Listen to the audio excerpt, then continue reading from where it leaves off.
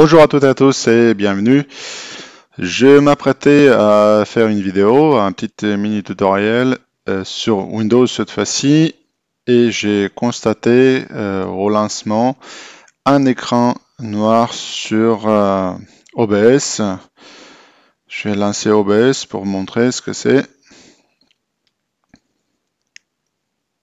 Voilà, donc j'ai un écran noir. D'habitude, je devais avoir une image en profondeur de desktop. J'ai bien indiqué ici Display Capture pour capturer l'intégralité de l'écran. Donc aujourd'hui, je me trouve sur mon ordinateur portable et par rapport à ma station de production, ceci c'est un ThinkPad T430 avec un Core i7 3e génération, avec un Intel HD Graphics 4000, donc une carte vidéo intégrée au processeur, mais aussi il est équipé d'une puce graphique NVIDIA NVS 5400M. Donc, il utilise la technologie Optimus pour dire quelle carte graphique va utiliser. Si vous faites des tâches basiques de bureautique, il va utiliser plutôt la carte intégrée au processeur pour prolonger la vie de la batterie. Si vous lancez dans des applications soi-disant vidéo intensif comme les jeux ou montage vidéo et autres, et vous avez besoin un peu d'une puissance graphique supplémentaire, normalement la carte 3D dédiée doit prendre le relais automatique. Bon, ceci, bon, ça se passe pas tout le temps, et on a la preuve ici en image. OBS est un excellent logiciel d'enregistrement de bureau, mais par contre, il a un peu de mal à détecter avec quelle carte graphique il va travailler. Donc du coup, il va falloir résoudre ça.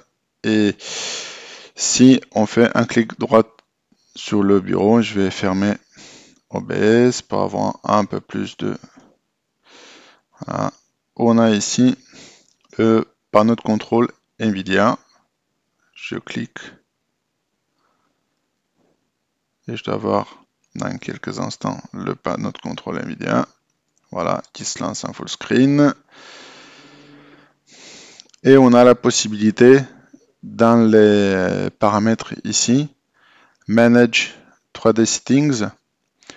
Et j'ai la possibilité dans la liste, ce sont les paramètres globaux. Ça veut dire que chaque application, c'est un mode auto-select. Si elle était bien développée, elle saura prendre avantage de la technologie Optimus et activer à la fois la puce intégrée au processeur ou la puce graphique dédiée.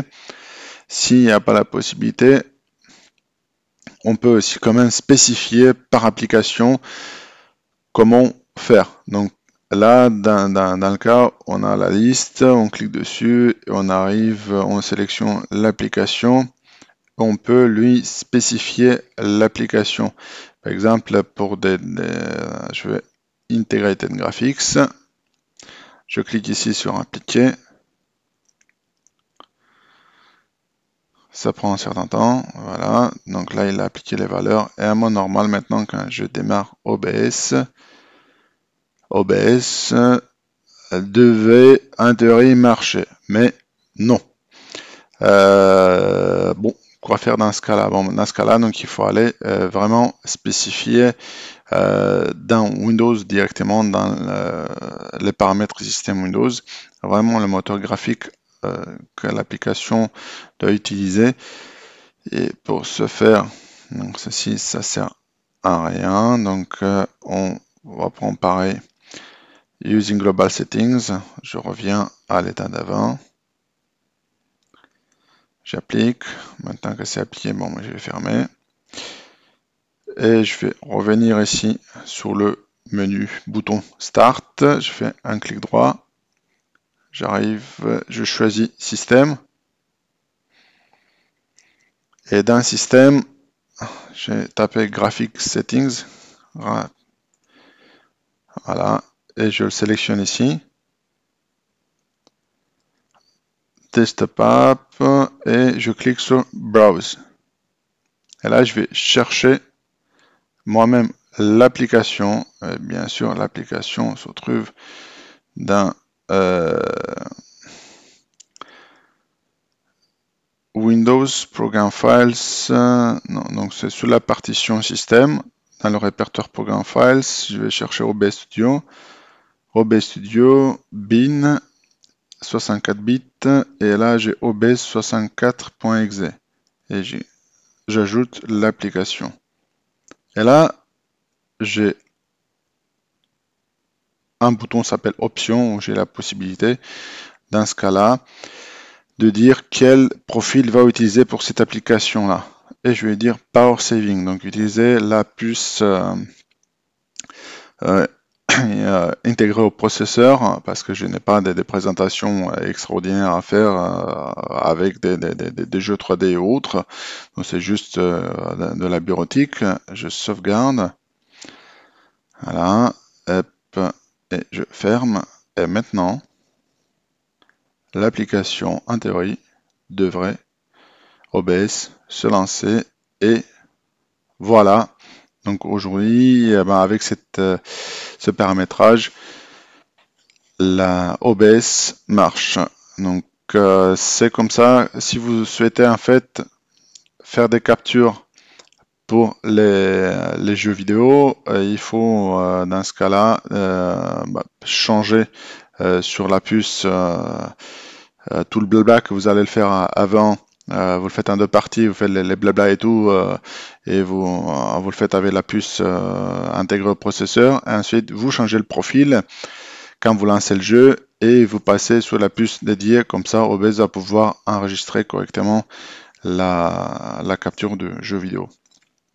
Donc j'espère que cette vidéo vous a aidé. Si vous rencontrez pareil comme moi, donc un écran noir au lancement d'OBS, malgré le fait que vous avez bien ici positionné la source de capture vidéo, encore une fois,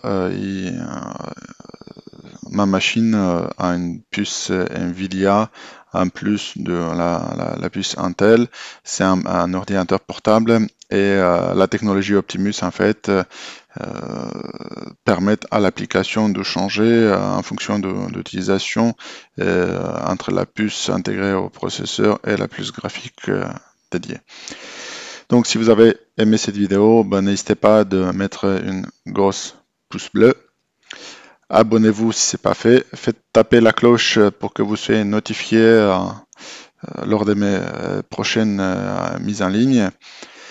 Et n'hésitez pas de faire partager avec vos amis. Et n'hésitez pas de soutenir ma chaîne sur Patreon, sur Tipeee.